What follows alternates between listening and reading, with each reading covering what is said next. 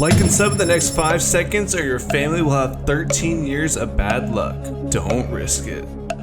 Fortnite Season 5 Chapter 2 has brought a ton of new changes to the island, and well, you guys, the players, have found a ton of glitches and exploits to cheat the game, and even some pretty broken XP glitches to level up. Today for you guys, I'll be showing everything the community has found that still works, so make sure you watch till the end because there is a lot of useful information here. And guys, we are super close to that 1.5 million subscriber milestone, and since 81.7% of you watching this right now are not subscribed, I know at least one of you guys can help me get there. I also give 5 of my subscribers every single day who drop a like, turn on all notifications, and leave a comment with their epic ID. I hooked up 5 of my most loyal subscribers, one of the best skins of all time, the Nogops, and hopefully we start getting some new skins in the shop here soon so I can start gifting those. But also guys, if you want to take 2 seconds to put Doom in your Fortnite item shop next time you get on, I would appreciate it so much. Alright guys, for the first cheat, I wanted to do one that should be safe to do where you won't get banned for it. So basically, this is only gonna work if you're around the center of the map where all the crystals are. And I mean, the crystal rocks are literally everywhere in this area, so it should be easy to find one no matter where you are. And if you didn't know, you can actually just place like a cone on them and it'll destroy them automatically. You don't have to destroy them with your pickaxe. So that's a quick little tip too, if you already have a ton of mats, you know. But yeah, find yourself a crystal, and if there's ever somebody camping in a box, this is a great exploit to get in no matter what. You just have to make sure their wall is one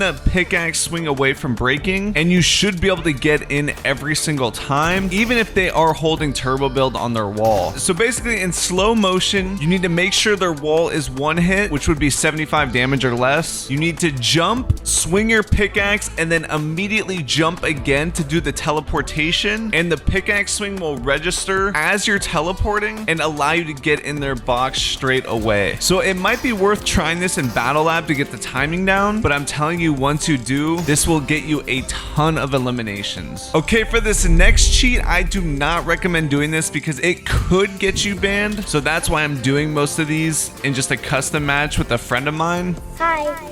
Just to show you guys, and so if somebody does it against you in game, you know how to combat it. But yeah, they just re-enabled sand, and just like I thought, there's still a lot of glitches that are still working. You need to go to the sand and then crouch and then let yourself sink a little bit, just about to your character's waist or so, and then start moving so it keeps you in that position where you're like halfway into the ground. And as long as you stay crouched, you will stay halfway in the ground no matter where you go on the map. And the most OP thing about this is if you build a ramp and then go up it super carefully so your crosshair is just over it, you can actually shoot at people without them even seeing you, as you guys can see here. So guys, if you see this happening, just do not peek and just try to build up if you can. That way you can get an angle on them, because if you're at their level or a little bit lower, you're gonna stand no chance. Moving on, let's talk about some cheats that have to do with being under the sand now. So they did fix the invincibility glitch that was a thing before they disabled it, which is probably the reason they did disable it in the first place. However, you can still go underground at this street at Salty Towers, which would definitely catch anybody off guard. You just can't quite go on the yellow lines of the street. That's when it'll force you out. But there's also a really useful glitch to use while you're hiding under the sand. So usually if you try to jump out of the sand and shoot, you have to wait for the whole animation of you jumping out before you can start firing. However, if you hold R2 or whatever your shoot button is, and then press X or whatever your jump button is to jump out of the sand, it will instantly shoot a bullet and then go into the animation. So it definitely gives you a huge damage advantage on your opponent. But keep in mind, this is only really going to work with shotguns because it only fires 1 single bullet. So if you use like an SMG, it's literally going to shoot 1 SMG bullet. You can't just keep holding it down. And yeah, for this cheat, I don't think you'll get banned. You should be safe to use this because it's such a little minor thing. All right, for this next cheat, I think there is a chance you could get banned, so I would not suggest doing this in a public match. I'm doing it in a custom with a friend just to see how it works exactly. But for this cheat, you actually do need to have a car, so I recommend landing at Salty Towers initially to get a car, and then drive it on over to where the 0 point is, and at the crystals that are